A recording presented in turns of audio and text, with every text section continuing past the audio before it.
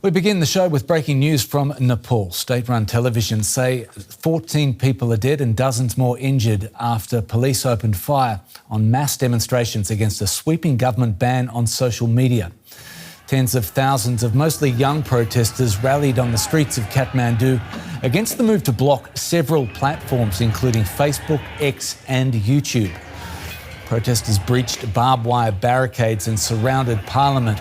Riot police retreated before responding with tear gas, water cannons and eventually live fire. Authorities say the ban is necessary because companies had failed to register in Nepal.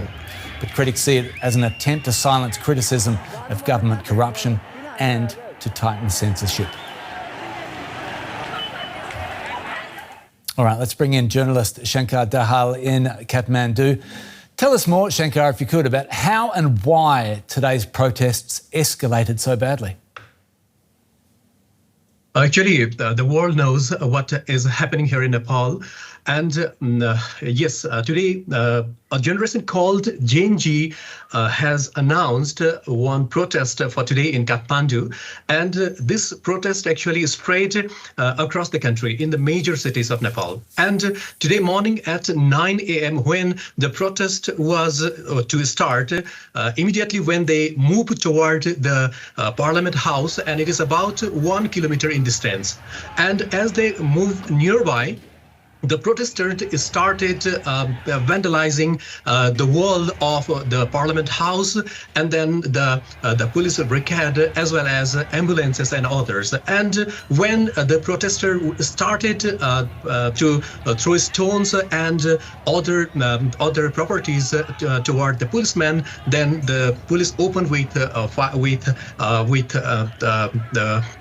with fire and gas, as well as they try to normalize the situation. But the protesters, they kept trying to enter in the premises of the Federal Parliament House, and they started broke the wall of the house, and they entered inside.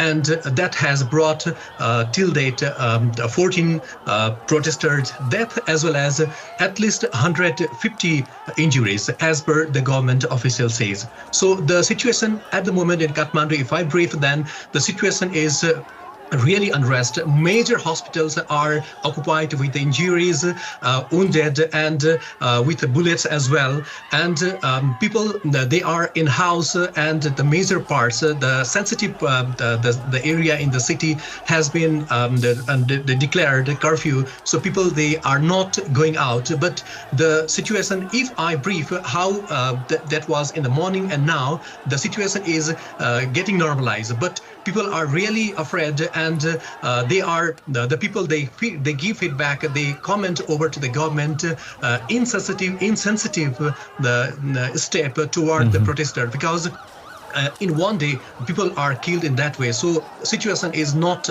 very normal right at the moment in Kathmandu. Shankar, the streets have been cleared for now. What do the protesters want? Actually, the protester, they started doing a certain campaign in the social media. However, it hasn't banned, but they used through the different channel like VPN and others. And they wanted the government to not to ban the social media mostly. And on the other hand, as the government in Nepal in few years back, it doesn't have a good remark from the public because of not being favorable to the people as well as to the country. So therefore, in the name of corruption also, the protester today, they started different slogans, and we can see the placards in their hand and different kind of slogans against the government. So number one is to free the social media again, not to ban, and on the other hand, they want non-corrupted government as per their slogan and the placards today.